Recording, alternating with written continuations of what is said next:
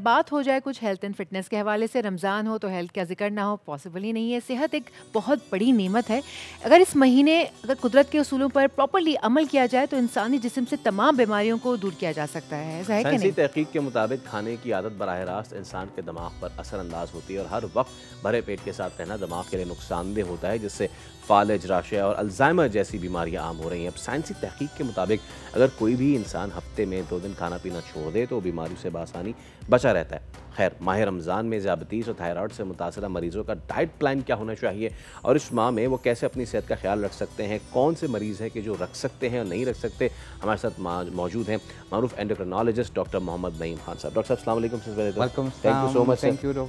Faisal, and thank you for inviting me it's a for pleasure this important sir. नहीं, session. It's a pleasure. Thank you very doctor साहब, much. मेरा पहला ही सवाल ये है, बहुत सारे मरीज़ सवाल करते हैं कि डायबिटीज़ है, हम रोज़ा रख सकते हैं, नहीं रख सकते हैं, व्हाट इज़ द थ्रेशोल्ड, इस हवाले से बताइए। अच्छा, बहुत अच्छा सवाल है आपका और बहुत ही एथेटिक क्वेश्चन है। सारे पेशेंट्स जितने भी होते हैं, अमूमन तो ये देखा जाता है ना कि जितने भी डायबिटिक पेशेंट्स हैं उसको 2-3 महीने पहले, एटलीस्ट 2 मंथ्स बैक, अपने मुआलिज से मशवरा कर लेना चाहिए कि उसको रोज़ा आने में रोज़ा रखना है या नहीं रखना है।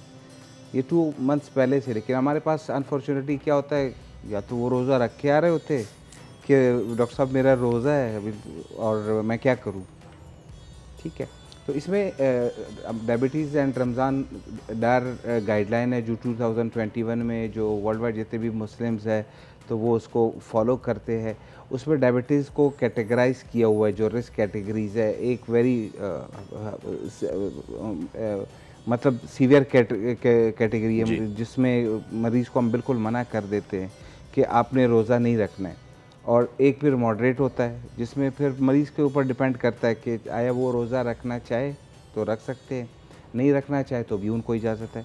एक जो बहुत लो रिस्क होते हैं, जो ऐसी मेडिसिन पे हो जो शुगर लो ना करते हो, या सिर्फ उसकी ऐसी डायबिटीज़ हो कि सिर्फ जिसको लाइफस्टाइल हम कहते हैं कि डाइट और वॉक पे जिनकी कंट्रोल्ड हो, तो ऐसे patients very low risk group में आते हैं। उनको फिर हम कहते हैं कि आप रोज़ा रख सकते हो, बिल्कुल रख सकते हो। ठीक है, तो ये वाली कैटेगरीज है जिसको हम कैटेगराइज करते हैं। और ये रिस्क पर देखते हैं कि डायबिटीज़ हर स्कोरिंग की हुई है। जैसे हम कहते हैं कि वो high grade risk, high risk group है जिसमें अगर रिस्क 6 या 6.5 से ज़्यादा होता है स्कोरिंग करते हैं, जिसमें डायबिटीज़ की टाइप शामिल है कि टाइप 1 डायबिटीज़ है, टाइप 2 है, डायबिटीज़ की ड्यूरेशन की कितनी पुरानी डायबिटीज़ है, 10 साल से ज़्यादा है या 10 साल से कम है।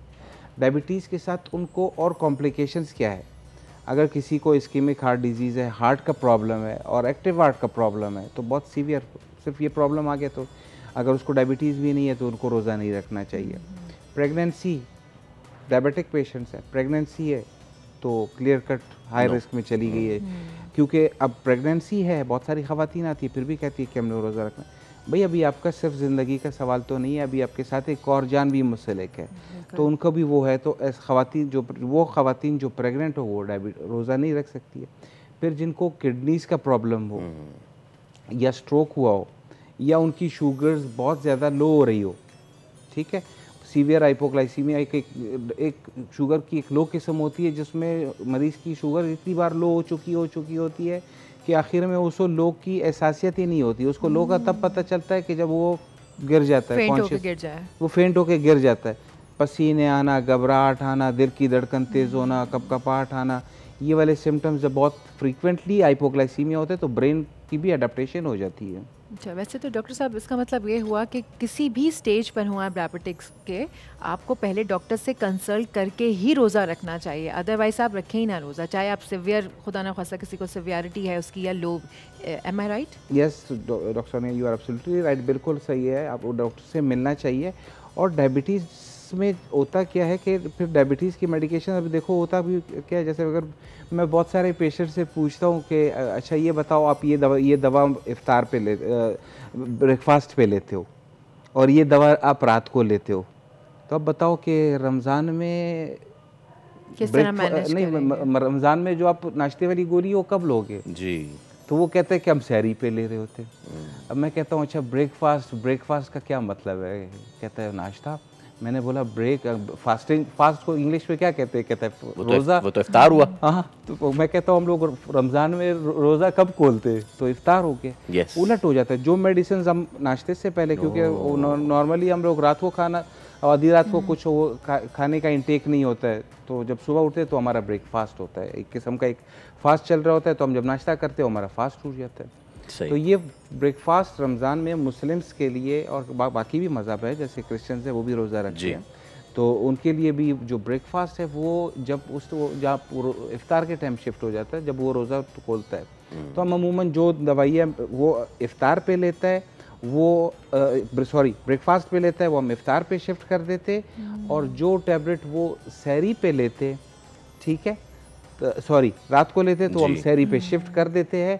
और डिपेंड करता है कि वो मेडिसिन अगर शुगर लो कॉज करती है तो फिर हम उनकी जो सहरी वाली डोज है उसकी डोज को 50% कम कर देते हैं। या कुछ ऐसी मेडिसिन भी है जिसकी वजह से फ्रीक्वेंट यूरिनेशन हो सकती है, डिहाइड्रेशन हो सकती है, प्यास, गला खुश्क होना, तो वो भी फिर हम अमूमन कोशिश करते कि या तो अगर पहले से नहीं है तो कोशिश करते कि शुरू ही ना करें रमज़ान के दौरान, और अगर देवी तो फिर इफ्तार के पहले या बाद। सब आखिर में मुख्तसरन मैं आपसे ये बात करना चाहूँगा कि हमने ये तो बात की कि जो डायबिटिक हैं और वो क्या रख सकते क्या नहीं रख सकते, थोड़ी सी आप इस पे भी इंफॉर्मेशन दें। वो लोग जो नहीं है डायबिटिक, इफ्तार में वो ऐसे लवाजमात ले रहे हैं कि वो बन जाएंगे diabetic. So I would like you to please guide the people कि वो जो हम आते ही मीठा शरबत शुरू कर देते हैं और वो सारी चीज़ें पकवान शुरू कर देते हैं, हम पूरा दिन भूखे हैं, वो भूखे रहने से हमारे जो ग्लाइसेमिक लेवल है, जो ग्लूकोज लेवल है, उस पर क्या असर पड़ता है, और जब अचानक से उसको पंप करते हैं तो उसका फिर क्या मसला होता है? बहुत ज़बरदस्त सवाल है फैसल भाई, अगेन आपका बहुत ही ज़बरदस्त सवाल है।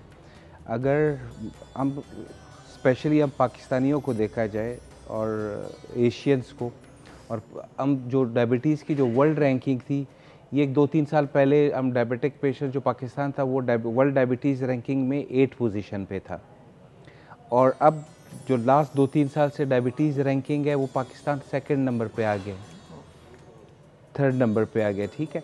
तो अगर हमारी इसी तरह की लाइफस्टाइल थी, जिस तरह हम लोग जंक फूड्स और डाइट, और ख़ास तौर पे रोज़ों में स्पेशली सारा दिन, एक तो जब सहरी हो रहा होगा तो हम पहले खूब पानी पिएंगे जी, ठीक है, ये नहीं कि हम उसको जितने देर में अलाउड है उसको बांट दे, बस अजान हो रही है उससे पहले आपने खूब पानी पीना है, तो फिर वो एकदम इतना पानी पीते वो भी सही नहीं रहता है। और इफ्तार के टाइम इंटरमीडिएट, अब अलग देखो, ये जो फास्टिंग है ये एक ब्लेसिंग है एक मुसलमानों पे। स्टडीज़ हो रही है कि intermediate fasting weight reduction, heart attack, stroke, diabetes, इन सब से प्रिवेंशन के लिए है। और अल्लाह ताला ने मुसलमानों को खुद एक कितना अच्छा वो दिया हुआ है महीना के, उसमें ये अल्लाह पाक उस ज़माने से हमें इंटरमीडिएट फास्टिंग करवा रहे हैं। हाँ, लेकिन जब हम ब्रेकफास्ट जब इफ्तार करते तो उस दौरान कंट्रोल करना बहुत ज़्यादा ज़रूरी है। अल्लाह ताला ने हम जो डायबिटीज़ को कंट्रोल करता है, that is pancreas which is producing the insulin, ठीक है, और वो अल्लाह ताला ने एक नेचुरल फूड्स के लिए बनाया हुआ है। अगर आप इफ्तार के टाइम 4, 5, 6 एकदम ग्लासेस शरबत के पी लेते हो तो वो पैंक्रियास पे तो लोड आएगा ना, तो वो सोच लें कि आप क्या असर करें, ठीक है, फेल होने के चांसेस बिल्कुल तो सही, ज़्यादा होंगे, बिल्कुल सही, और ओबेसिटी कॉज करेगा, और ओबेसिटी नंबर 1।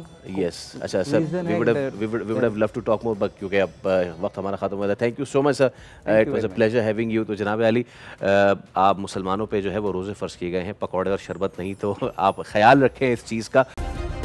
सब्सक्राइब करें और बेल दबाएं ताकि कोई खबर रह न जाए।